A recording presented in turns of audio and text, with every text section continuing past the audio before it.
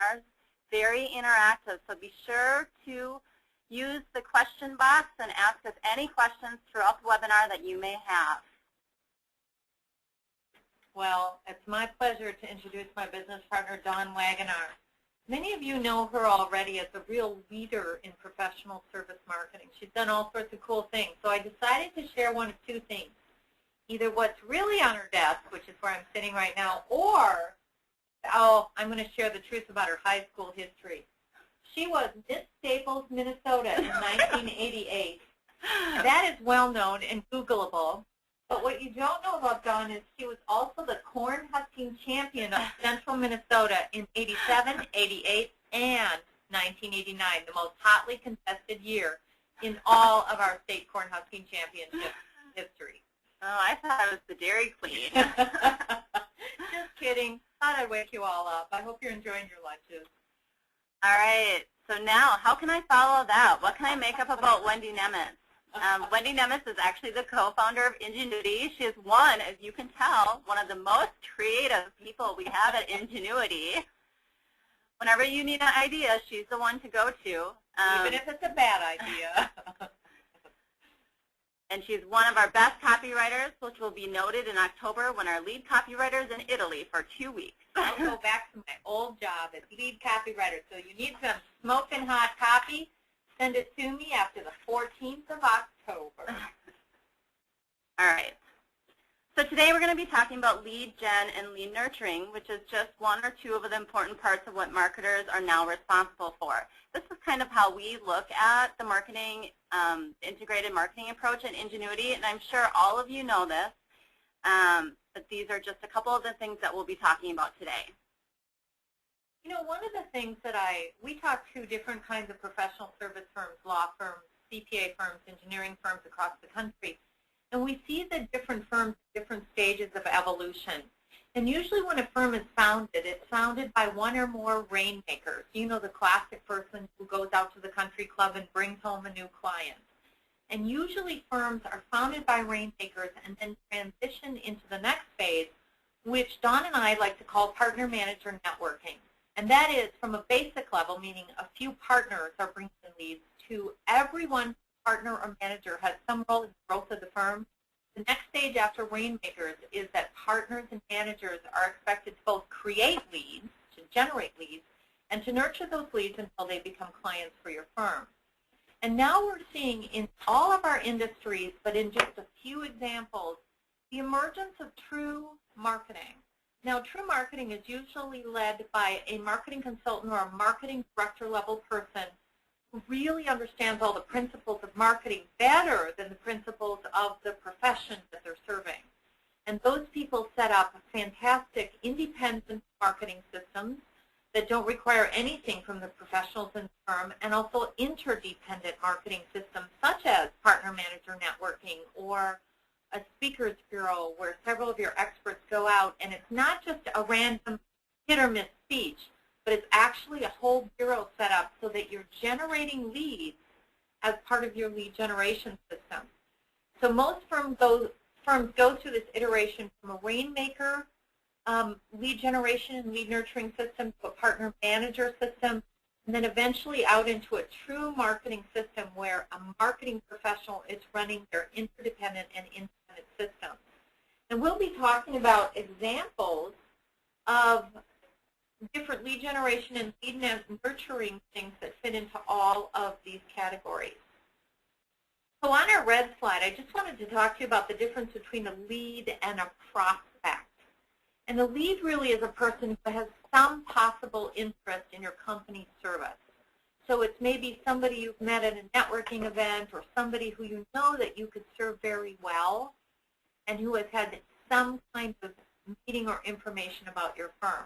And that's the base level of person, and it's a lead. And I think a mistake a lot of our firms make when they hire their first business development or professional marketing people is they think that these people can generate leads, they think they can nurture the leads, they think they can close the leads, and, by the way, develop the website.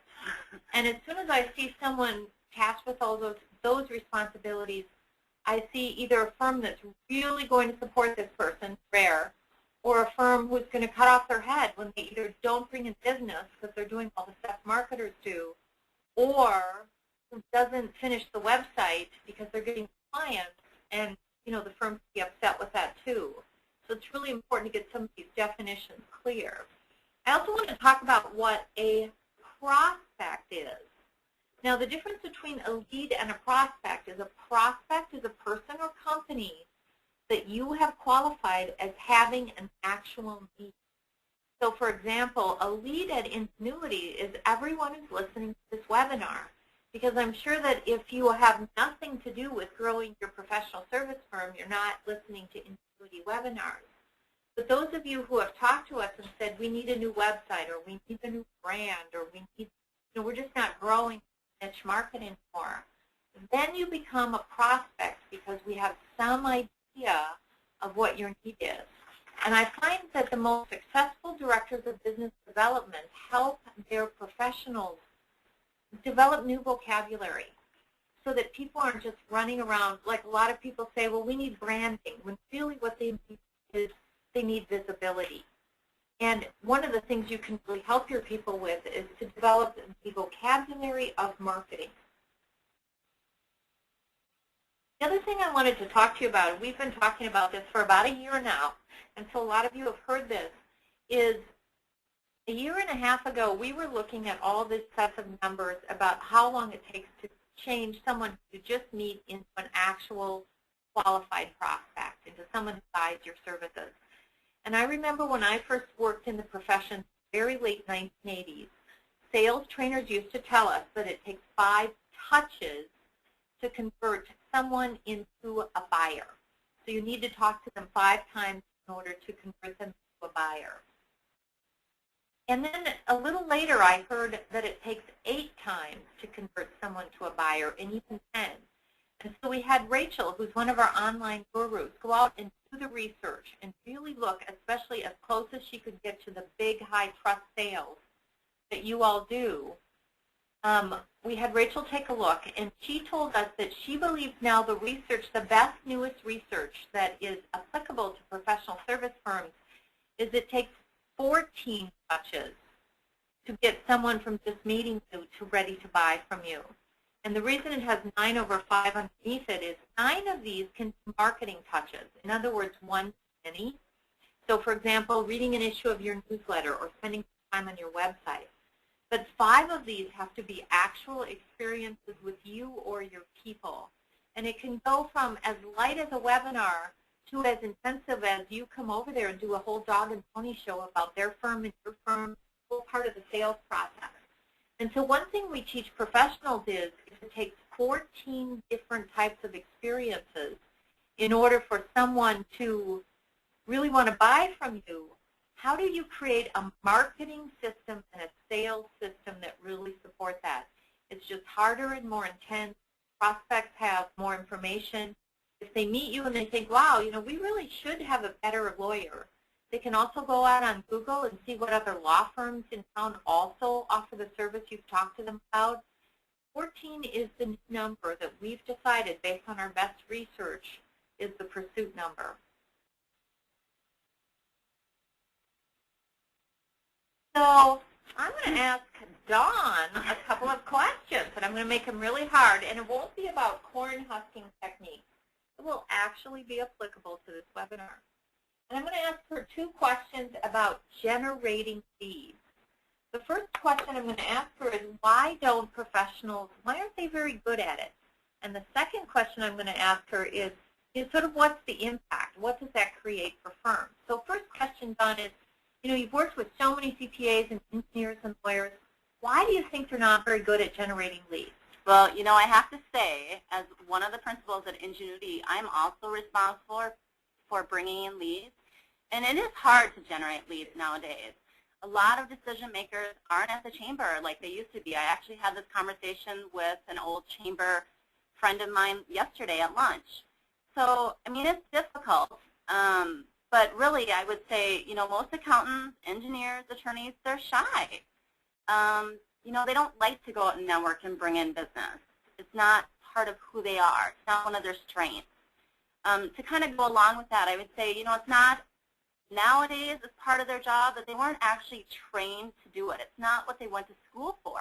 You didn't go to CPA school to be a salesperson or a networker? No. You know, and then I would also say one of the biggest changes that we're seeing is with the internet, because it's so sophisticated nowadays, it's no longer about, you know, who you know, because, you know, your prospects can get exposed to lots of information providers with just one click. So the internet is actually making it harder and harder. You know what's interesting about what you're saying, Dawn, is you said it's no longer who you know, and I spent probably 30 years of my career hearing it's not what you know, but who you know. And the internet really has changed that, because if, for example, say I wanted to go to cooking school, my husband probably would be all in favor of that, but say I wanted to go to cooking school and I was out at a friend's party and I met someone who runs a cooking school and she told me all about it, I'm no longer beholden just to who I know. I mean, I can easily look up cooking schools, St. Paul, Minnesota, or Minneapolis, Minnesota, and I can find 10 more opportunities. And so in some ways, when I'm looking on the internet, what you know and what you show off as your knowledge base is actually more important than who you know, because who you know just gets me started on my search. What your website looks like and what your information is actually what makes my decision. So I might not end up signing up with that particular cooking school based on what I see from others. Exactly, and we're going to actually show you a typical pursuit nowadays using that formula. So I know that, you know, my experience rings true with yours too. I mean, especially our lovely CPAs, who I love to death, my favorite industry, and I love lawyers and engineers too. John's looking at me like, don't say favorites. They really, really would much rather be chewing rocks than going out and meeting people, most of them. Some have very high social needs, but not very many. So what happens in firms when no one at the firm is generating leads? What do you see as the impact? You know, I would say one of the number one things we see right now is the lack of or stagnant growth. We also see a lot around, there's obviously no accountability. They don't have to, you know, bring in leads or prospects or clients. It's not their job. The other thing that we're seeing more and more, and it's really interesting, is that we're seeing there's like this floundering. You know, they're floundering around as what to do with the partners. So the partners, or what to do with the firm, so the partners can actually retire. You know, they don't want to work till they're 100 anymore. You know what else I've seen that I think is really applicable? Now, Dawn's 10 years younger than me, and there's a big gap because of the internet between how we generate leads. And I'm in my 50s, and I find a lot of partners in their 50s say, well, just go out there and join the chamber. Just go out there and volunteer for the Children's Cancer Society, or just be on boards. Or my favorite line is, just do really good work, and the clients will come. And I know that when I was younger, I'm not saying you shouldn't be out there, but being out there was more productive 10 years ago than it is now. Would you? I would completely agree with that. I think, you know, we do this, we talk a lot about this in the coaching that we do, because you really have to be aware and make sure that you're really using your resources, your time, your money to the best, you know, ability that you can, because they aren't everywhere, and it's hard to figure out what you should do and how you should do it. And I find one of the impacts is that younger professionals are extremely frustrated by the advice they get from people who already have sort of made it, because they have a really good network and they really believe in networking, and I believe in networking too. I just don't think it's the only, if you do only that anymore, I'm just not sure that it's going to work for you as well as it worked for me. At least that's what I'm seeing. I would agree completely. Yep. I would say Wendy's network, being that she's 10 years older than me, obviously is way better than my network. I'm happy when we get a lead from the website. But that real source, it's such a source of frustration for the younger team members, because it's almost like they feel like no one understands how difficult this is for them. And I would say we're seeing so much of that we've put it to the test, and that is our experience too. All right, so let's talk a little bit about lead nurturing. I love lead nurturing. Wendy, you know, I would just be curious of what you're seeing and how it's happening. How are firms actually doing lead nurturing now? what you're seeing is going on, as well as what's the impact around this lead nurturing and whether or not it's actually working, they're doing it, what kind of, what's going on there? Well, I think the number one frustration with lead nurturing is most of the partner manager networking and rainmaker firms that are in those parts of their development, it takes so much time. And so, for example, you meet someone at a trade association meeting, and you send them an email, and you send them a LinkedIn invitation, and you invite them over for dinner. And, if it really takes 14 touches or more to get the sale, you could be a full-time business development person and gain 300 pounds out there eating lunches, dinners, and much less all the snacks at wine and cheese events. And so I think the number one reason that leads are not nurtured is time. But there's some other reasons. And I find a lot of my professionals that I talk to are very sort of confused and frustrated about what should I say to people. So I met him at a firm mixer. I followed up with him and went out to lunch. We didn't find that we were soul sisters or soul brothers. We just found that we were both nice people with a few things in common. What do I do next? How do I keep that conversation going, especially if they're not quite in the decision-maker space yet, and neither am I? And so there's this sort of this, like, do I pretend a friendship? And people feel fake and inauthentic when they're in that space. Mm-hmm. And so there's a lot of frustration around that. I think there's a lot of frustration, and this we see almost everywhere, where partner manager networking people are going out and doing their darndest, but they don't actually have the skills it takes to qualify a sale.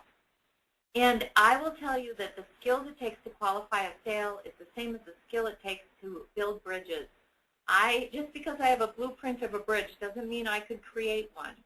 I don't have the training, and learning how to ask qualifying questions that are authentic and honest and inquisitive in a good way, but still whether you can really tell if that person ever is a prospect for you or not, is a skill that virtually no professionals have. Well, and I would say, you just cannot nowadays respond to every RFP or proposal that you get through the door. You need to make sure that it's actually a good fit for the firm. I agree. And you can only do that by qualifying and asking those questions. And unless you have a ton of social energy, so you can have a network of hundreds of people and you're constantly going to their events and parties and having some of your own, I find that most of the people we work with are actually introverts. And so they would rather, at the end of a very busy client-filled day, go home and be with their families or their close friends. And that's not all of them, but I would say that's 95%. And so it is just so time-consuming for them to nurture leads. Yeah, we kind of talked about this a little, but I would also add, there's busy times of years, or busy times of the year for each industry as well. Obviously you have busy seasons for CPAs. That is a huge chunk for them to find a few minutes just to find the time to, contact someone or email them or go out to coffee is, almost impossible.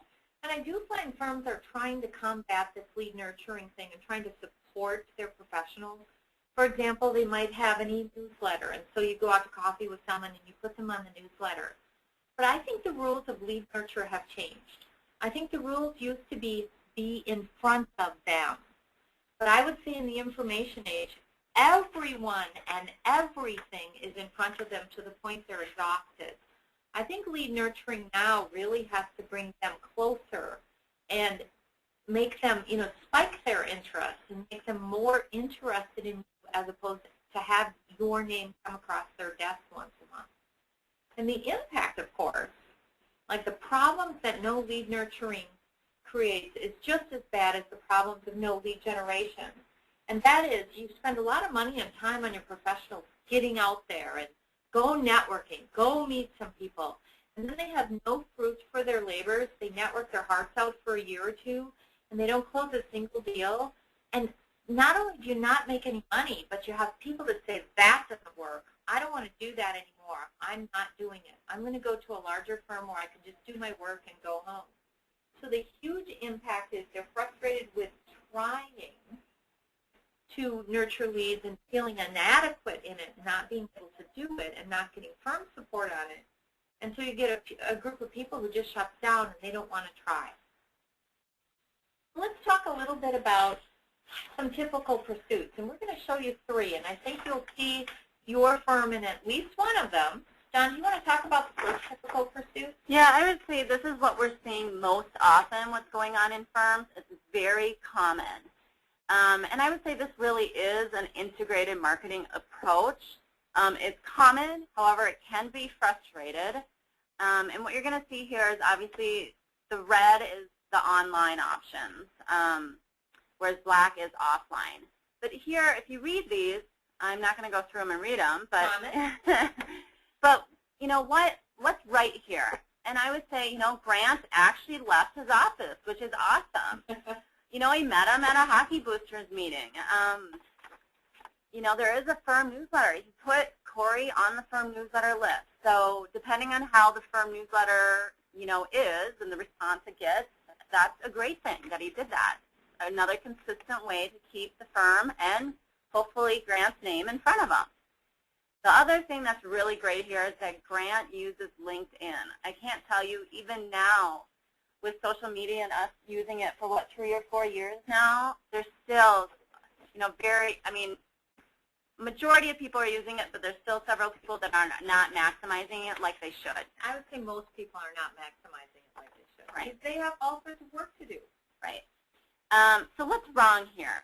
I would say, you know, there's really not that we can see any. There's no accountability or incentive for Grant to do this. You know, the firm is completely reliant on Grant, you know, making sure that he goes out and, you know, gets the prospect and gets leads.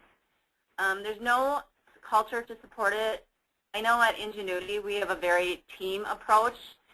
For example, you know, Rachel or Melissa might put a video on our microsite, and we get cut and paste status updates to put on LinkedIn. It works great, but it's really truly a team approach to business development and that lead nurturing, keeping your name in front of them. I would say, you know, Grant has no real understanding or training of what to do. He, you know, he's confused, or he doesn't know when he says he can't think of an excuse to contact him. You know, if he had that training, that might come a lot easier for him. Obviously, it's random and haphazard, and Grant has no reputational push that we're actually seeing here. You know, is he writing, you know, did Corey see in the newsletter that he was put on an article written by Grant? You know, the other thing you said that I thought was really smart was the thing about accountability. And when we work with leaders in the firm, what they are frustrated with is it's very hard for them to hold people accountable when they do the right activities.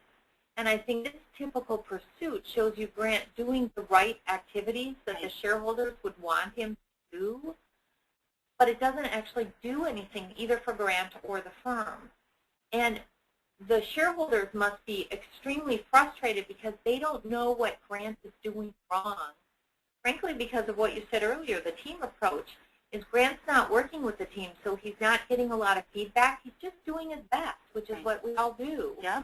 And he doesn't know what to tell Corey about, or to invite him out for this or that, or to invite him hunting, because he doesn't know if Corey's the hunter. So it really makes accountability, this solo pursuit process makes accountability to the shareholders or to the marketing director or to the whole firm impossible. It really is something that worked in the 1990s and just is not working anymore. The game has gone up. Yep, so let's talk about that. So let's talk about an integrated pursuit. And this is a pursuit with 14 touches, so it'll go over 2 slides. And it looks a lot like the one that you just saw, and that is Grant is meeting. He's out there in the world. He meets someone. He must ask them something about themselves because he does manage to exchange cards. And so in this one, though, there's obviously a marketing director on hand because you can see that the online part of the pursuit has really been upped. And it really is much more focused on the market that Grant is pursuing. So let's go to the next slide. And we'll look at touches 8 through 14. Now, it's interesting when you have an integrated marketing approach, what you very often have is you have a real-time first meeting, an online nurturing or support and then again a real-time sales process, which is toward the end, where you see the black or dark blue ink there come back in. And let me tell you about this integrated pursuit, because there's some things, some ways that the firm is upping the game. And number one is, I would say that this firm, over the previous firm, has hired a good marketing person. And he or she actually understands how a buyer buys CPA firm, in this case, services. And so what they're doing is they're helping create online materials that really support Grant, so that even though Grant is a little introverted and maybe he's not the perfect lead nurturer, he has a lot of great support tools. So I would say they've added a marketing expert to their team. I would say that they have a team approach, because here we have Gary, who's speaking to a manufacturing plant. And we also have Grant there together. And so suddenly we have more agreement and more teamwork in the process. The website and the online presence has really been increased, at least for what we call REO, which is referral engine optimization. So if someone comes looking for you, they can find you.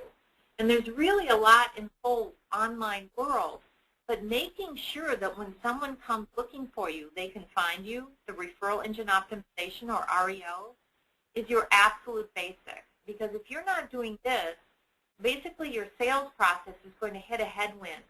Because if I think I need a new lawyer, and I meet an interesting lawyer and go check her profile out online and it's ugly, or it's not interesting, while I'm there I can easily check out 6 other firms. And so making sure that when they come looking for you, you look good is sort of the basic. It's as important as professional dress is in the real world. I would also say this firm has developed a reputation. They are really pursuing their manufacturing niche, and also that they have a system, and that really Grant is not alone anymore in his sales. I would say the one downside to this pursuit, which is an integrated marketing pursuit, is that Grant is still really working hard. And I don't know about you, but if possible, marketing should allow the professionals to bill more hours if they can create things that support them billing more hours and doing less marketing. So I'm still seeing Grant spend a lot of time bringing clients in. Now, I'm not saying that you don't need your professionals to close deals, because you do. You need subject matter experts in to help you with the marketing and to help you with the sales. But in this case, he really gets a lot more support. So he has a little, he's still working hard, but he has a little time to fill hours and still bring in the client. You want to talk about the more typical online heavy pursuit, Don? Yeah, and you're going to see online lead generation is becoming more and more popular. We talk about it, we hear about it all the time. And I think, if I remember correctly, a stat I saw recently was companies that are doing online marketing are growing 60% faster than those that are not. And are 4 times more profitable. Yeah, so you can see. Don't quote me on that, but it was good. Yeah, so obviously this is something that you definitely want to add to your mix of marketing initiatives. And you can see this is another approach, but what's actually happening now, and there's 2 slides here, is that Corey is actually qualifying himself. Wow, how great would that be? That you wouldn't have to like do all that questioning, that, you know, qualifying them. Trying to get them interested in the new provider. And if you remember, what Wendy said is that lead nurturing is about bringing people closer to you. It's not about being in front of them. It's not enough now. You know, everyone has a newsletter. So this is really the best way of bringing them closer to you, or one of the ways. So let's go to slide 2. So what are some great things that we're seeing here? Obviously, this saves a ton of partner and manager time, because, as we said, I mean, he's actually qualifying himself. You know, he's looking at the videos, he's reading the articles, he's like, wow, this firm is really smart. They know what they're talking about. It can actually be a very focused process when bringing in prospects that are ready to buy.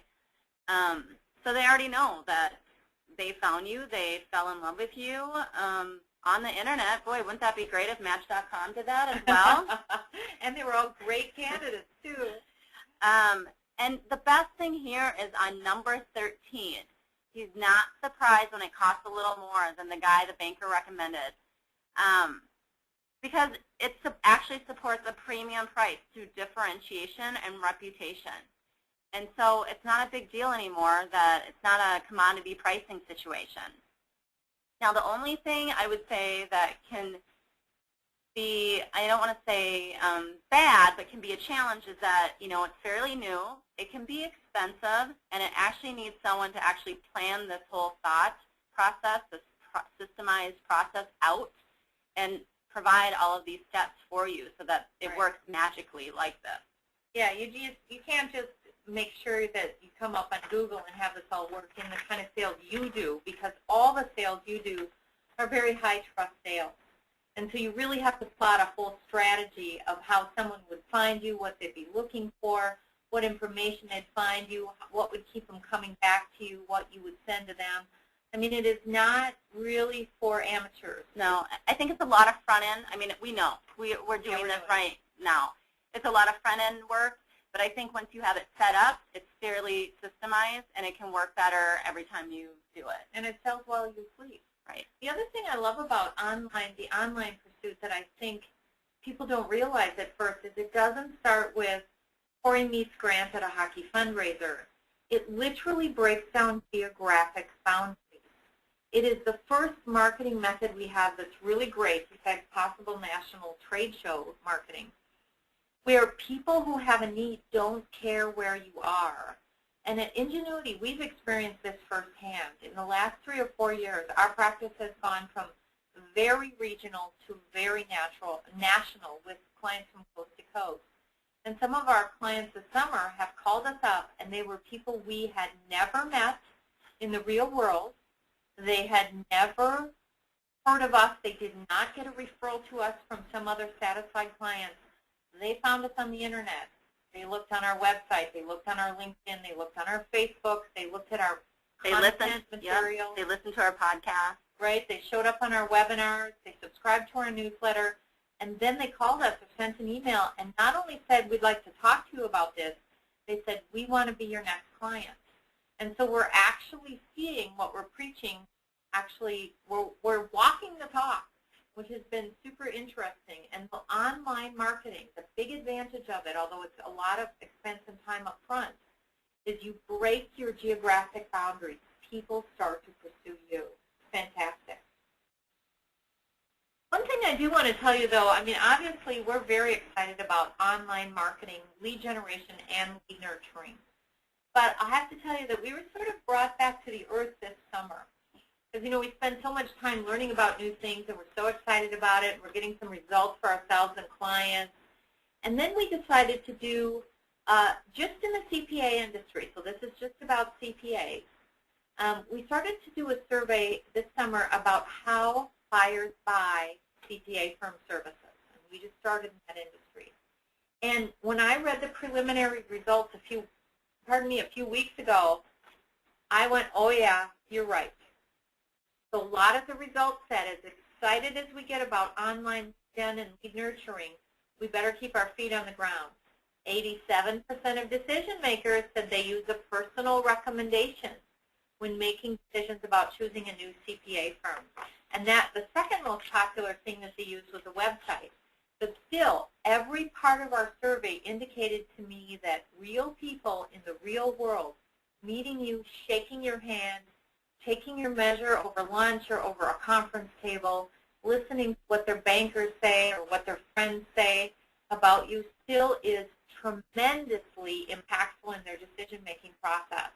And so as excited as I can get about online marketing, we really have focused on helping our clients with an integrated approach, the real world and the online, to hopefully make those 14 touches go the best they can.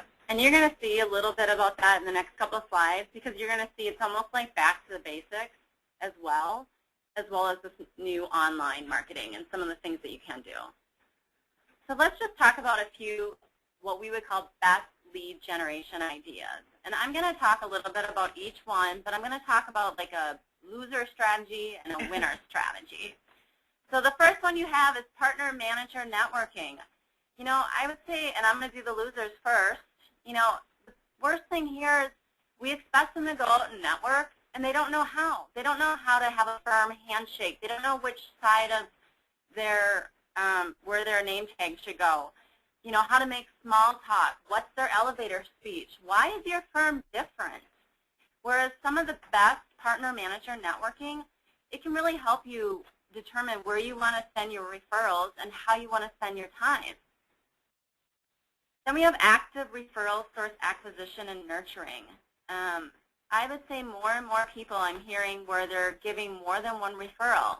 I would say almost all the time now. So a worse strategy would be, we talked about the REO, the referral engine optimization. What do they do when they get a referral? They go and check you out. They Google you. They go to your website. What if you have a really poor bio and it doesn't really tell anything about you? Or you have a photo that's 20 years old and you can tell it's 20 years old. Well, and I've talked to so many people who say, yeah, we know our website's ugly. And I'm sad for them because they don't know how urgent an ugly website can be. They get a prospect they don't even know they have. Right. And the person clicks off. Right. Whereas a best strategy might be, you know, you have great bios, great photos. There's actually content like articles written by the various experts in the firm. The experts are using LinkedIn. You know, that would be a best scenario.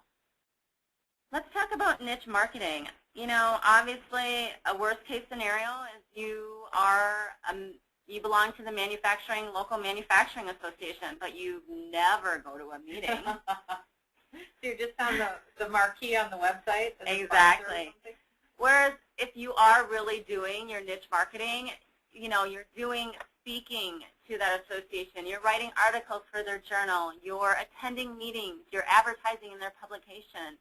You know, you're determining who are my top 10 leads and top people I should know in that niche market. The next lead generation opportunity would be mailer and calling campaigns. And we actually recommend this a lot for our clients, and we do quite a few of these.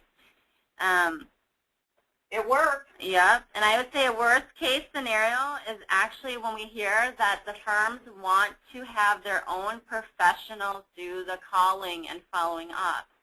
No, don't do that, please. Now, where the best would be, you know, you actually hire a telemarketing firm that is trained and knows what they're doing, and they have a success rate of appointments, a percentage of appointments they hit during a campaign. That is your best case scenario. Please don't let your professionals do cold calls.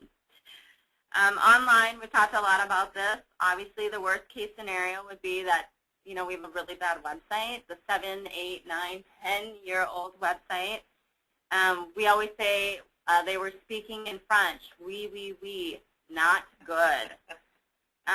Maybe another online bad or worst case would be, you know, everyone in the firm thinks social media is a joke, or it's not just a mixture of professional and content that would be worthwhile to your prospects. It's more like, this is what I ate for lunch. That doesn't really work. And then not refreshing the content, like I said earlier. Content's very important, and refreshing it on a regular basis. So I would say the best case scenario would also be, you know, really understanding what your prospects are looking for and offering that information on your website and online, whether it's through social media, online marketing, however you're going to do it. Speakers Bureau. Love it. Worst case, letting your professionals give away the store and no follow-up. I would say when you're doing a speech, have the speech designed for what you're selling for and have some sort of form or follow-up afterwards so that you actually have leads to follow up after your speaking event. And I think Speakers Bureau really is the hot ticket, one of the best lead generations, because they see your experts standing up there being smart and being personable, and they come up and say, hey, I've got a problem like that, can you help me? You don't generate a ton of leads, but the leads you generate tend to be really great. And if I had to put a gold star next to any of these best lead gens, I mean, I would pick Speakers Bureau. I don't know what you Yeah, I would pick Speakers Bureau too. Speakers Bureau, I mean, Wendy and I, we do a ton of speaking, and that's how we get majority of our leads. It's a great And we've helped clients set up Speakers Bureaus, and they've totally launched practices that were virtually non-existent. And after a year or two, they don't even have to do it anymore because they have such a good network and they're so well known.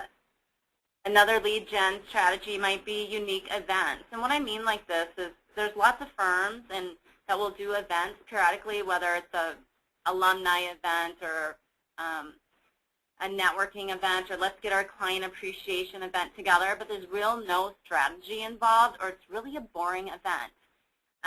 We last year had a great event Ingenuity put on. It was called Power Connect, and we had a Scotch tasting there. It was only for CEOs, presidents, and managing partners, where we connected them strategically up with people that they should meet. We had really cool and interesting invites. A great venue. It was really a successful event. It was a local event. library built in the 1880s. It was beautiful.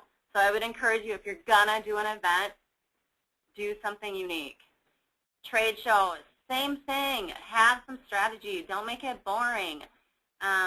You know, I would say we rarely do a trade show where we're not a speaker, which is also key, because then what happens when we're done speaking is they all come up and talk to us at our booth, too, and tell us even more. You know, for those of you that have been to some of our, like the Association for Accounting Marketing trade shows, we always have an interesting booth. We always have some sort of game or interactive activity. Or cupcakes. Cupcakes, tarot card or palm reader, you know, whatever works, and have a theme around that. You know, we also have seminars. Same thing. I mean, it's just like what I said about the unique events and trade shows. Have a strategy involved. Share your expertise, but actually have a plan in place. Let me give you some of the hot ticket ideas on lead nurturing. And really, you really want to think that what generates leads and what nurtures leads might be two different things. And I find firms are usually either very good at generating them or very good at nurturing, or sometimes I find firms that aren't good at either. So let me tell you the very best lead nurturing ideas, and my hot ticket is webinars. And I'm seeing a lot of our clients start to do webinars. And I would say that the worst use of webinars is random and non-integrated. The best use of webinars is what is a hot ticket that we're selling a lot of now that people are really interested in. Let's do a webinar every quarter. Let's develop a list of our own clients, our own prospects, our own referral sources, our own associations. Let's send webinar invite out to people who already know us. Because frankly, the webinar click-on rate for people who've never heard of you, in other words, lead generation, very low. The webinar is really much better used as a lead nurturing device. And I hear a lot of people try to use it to generate leads and then say, oh, webinars don't work. They work best with people who've heard of you. And virtually every time we do a webinar, we get a call or an email over the next few days saying, hey, you know, we've been thinking about doing that firm rebranding. We'd like to talk to you about it, or, you know, whatever they're saying. So webinars is my #1 hot ticket for lead nurturing. You have experts. They can rehearse. You can help them rehearse. And you can even use the Q&A format so that they feel more comfortable. The second one that I think is great lead nurturing, especially online, is having really timely online content. And people are looking for what you know. And so you need to not just update your website every 3 or 4 years. You need to update your content every month or even more often. And when you update your content, you need to announce it through social media. And so online content is very important. Events are great nurturing. Keep inviting the same people to the same events. Again, the events are not as good at lead generation because people who have never heard of you are less likely to come to your events. Now, Melissa's flagging me. She's saying there's a question. Thank you. I have one question in the question box here, and the question is, do you have a favorite technology platform? Let me scroll down, sorry, for webinars.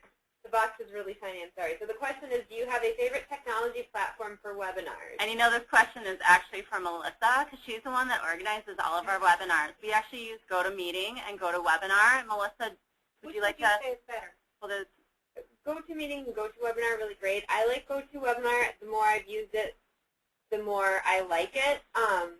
And I think that that's really helpful. I do also have to say in the last couple of months, both Dawn and Wendy and myself, we have all done video conferencing as well. And I have to say we've used Skype before, but my favorite has to be Uvu. Yeah. It's very easy, and you can talk with up to 12 different people, and you can literally install it on your computer in under a minute. It's amazing. And we have a client to thank for that, because as unique as it is and such a great selling point is he actually sends all of his brand new clients what are they called? Webcam, and then he can have face-to-face conversations with them because now he has a national pharmacy practice. And so you don't, it breaks the geographic boundaries. And Uvu is OOVOO.com, right? OOVOO.com. And that was actually another question, so I'm responding to that right now. There we go. But yes, GoToWebinar is a great site. If you just go to www.gotowebinar.com, you can read all about their different packages that are available, and there's a lot of great helpful tools on there that you can use to help learn how to run a successful webinar. And I would say my best webinar tips are don't go it alone. Yeah. Always make sure there's another person in the room who can run the webinar for you until you're very comfortable on it. Because if you do have a tech breakdown, you know, you still need to talk to your audience. So it's much better to have someone running your webinar. And I would also encourage all of you marketing people to really make sure your professionals have you review their content. Because very often professionals give away the store, and they have all sorts of information, and too much information, really, for people to decide whether or not they want to work with them. And I'm not saying you should just be super salesy and not give away any information on a webinar. That is so annoying. But somewhere in the middle is what makes a really good webinar. So I wanted to comment a little bit on newsletters or e-alerts. I think they're bad when they're generic and canned. I think they're good when they're specific, and especially when the readers can choose what they want to hear about. The more you can tailor it to the reader's interest, the more likely they are to be open. Anything that tracks an open rate is better, because when your open rate falls into the lower than the 30%, you have a boring newsletter on your hand, and you better redo it. We also find in our newsletters that sometimes the personal content about Ingenuity is what's most successful. Yeah. Wendy's wedding and my daughter turning 7 years ago. 6 years ago. Was some of the most popular newsletter articles and comments we received. Yeah. So don't be afraid to be personal in them. It makes it look like it's not canned, when even if you're buying a service, if you take the time to personalize it and have something about your firm and something about your practices and their interests in your area, it'll work better. It's interesting that PR has really become a great lead nurturing technique, because if people meet with you and they've been on your website and then they read about you in the newspaper or they see you commenting on a blog, all the stuff we used to do for PR is now part of the sales cycle, but it's gone more online, because even if you get a real newspaper article, it still shows up on Google. Of course, social media is my favorite, not because I love Facebook, but because it helps you push information updates to people who can choose to or not to read them. And of course, media relations are another good lead nurturing, because they see you in the paper, they believe you. But I would say, you know, and we talk to a lot of prospects about this, if you want the hot ticket on lead generation, not always, but often, it's having a couple of speakers in a very systemized way generate leads for the firm, and then having webinars and something else that backs up webinars, like a good newsletter or a really strong reputation in media relation push, so that people keep seeing you, is probably my 3 gold stars for lead generation and lead nurturing. What do you think, Dawn? Yeah, I would agree. I would also add niche marketing, just because that's where you can, you know, be very focused your efforts on, whether it's those webinars or that speaking. If you focus in on, with your resources, a particular niche, it can be much more successful for lead generation. Plus, it looks like you're a true expert at whatever industry that you're going after. And it's interesting, for example, if you have 3 different niches, it's fairly easy to take one content idea and customize it to 2 or 3 different niches. But people now, when they look for information, they want to look for information about them. If I need an attorney, I want an attorney that specializes in contracts for marketing and advertising firms. I mean, that actually makes the most sense for me. If I saw an article on a lawyer website that said the 6 most common legal traps for marketing firms, I would immediately think, boy, they know a lot about my problem. And you know, I would be sending off an email, and if it's landing in New Jersey, I probably wouldn't care, because I deal with so many people now that are not able to be in my physical space. And now that Melissa set us up with Uvu, which is the other cool tip, we love Uvu, it's just really easy to deal with them. Melissa, do you have any other questions in the question box? No, that was it. All right. Well, for those of you, obviously you're all signed up for our webinars, but if you do not receive our Ingenious Review, we have a great newsletter that comes out bi-monthly, quarterly. My gold star tip for that, and that is put your professionals on our newsletter list, because there's always some information that's more geared toward marketers, and there's always some information that's directly, how do I improve my own ability to market and sell my practice? And it's a free newsletter. It's a great thing for everyone in your firm to get. And you can sign up on our website, as well as just email Dawn or me or Wendy, and we'll be sure to get everyone on the website or on the newsletter. So, all right. Well, thank you, everyone. Thank you all. It's not snowing in St. Paul yet, but we expect it next week. Kidding, sort of.